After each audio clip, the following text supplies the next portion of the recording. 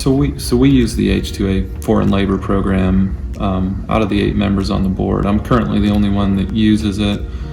It's a vital part of our business, but it's a very challenging program, and we'd like to see reform with it. One of the reasons we are one of the only ones on the board is a lot of other people refuse to use it or find it so difficult that they're looking for other routes, but it's difficult to not use the program. So it is something we'd like to see reform with, though there are a lot of harvesters that use it. It's a quite strict program, and it's got some limitations. It'd be great to see reform with that. One of the important things is that it's difficult to find. There's a labor shortage in rural America doing agriculture-related jobs, and we try our best to find American workers who are willing to join a crew like this. It's very difficult for us, unlike other industries, because we're seasonal labor.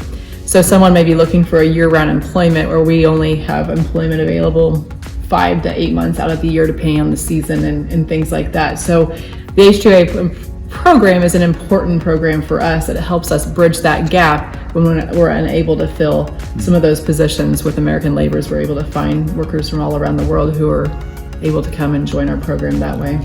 The H2A program allows workers to come back year after year if you choose to, which is a limitation with like a J1 visa program. And because of our labor shortage, there are areas overseas with more people that are willing and want to work in agriculture, so we like to tap into that. Part of it by not being able to keep them year-round, like with the H2A guys, they have to leave you at some point, which can be a challenge. There's just several technical things within the H2A program that'd be great to see some reform with. We certainly don't want to lose it, but we'd like it to be mutually beneficial for both the employer and the employee. 30 some years ago, it'll be 31 years ago this coming spring, I came over here for an experience as a J1 student intern. So I came to join a harvest crew on an internship, and I worked on my internship served me on a couple big grain farms, ended up on a forage harvesting crew in New Mexico, and made my way up into Kansas, got on a grain harvesting crew, worked for them for a couple of years, moved on to work for a bigger crew, became the crew foreman and manager, and I was always looking for an opportunity, and at that time I really loved the grain harvesting industry and thought I could make a career of it, and I wanted some ownership and found some opportunities and formed my own company. Through our Young Farmers movement, which would be basically the same as FFA or 4-H here, a youth program, and we had somebody come once a week to give us a presentation, and one of those people that came was somebody that'd been over in the United States on such a program for a season, and that's kind of how I first learned about it. Then I seen somebody else, I think they came to the college I was at to talk about it, and it kind of went from there.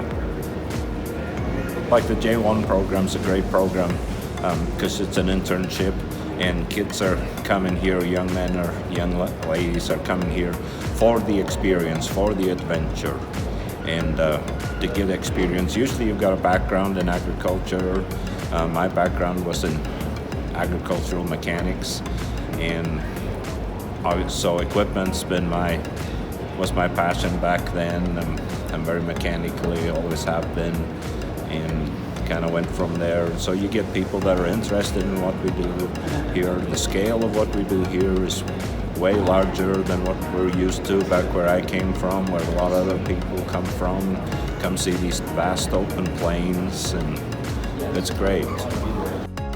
Yes, I have, and also the H2A program, which is probably more popular and easier to get involved in, and we've utilized them both to get people from overseas. We also, during COVID last year, we had to go back to U.S. labor, and it's challenging at times, but we're going to try that again this year.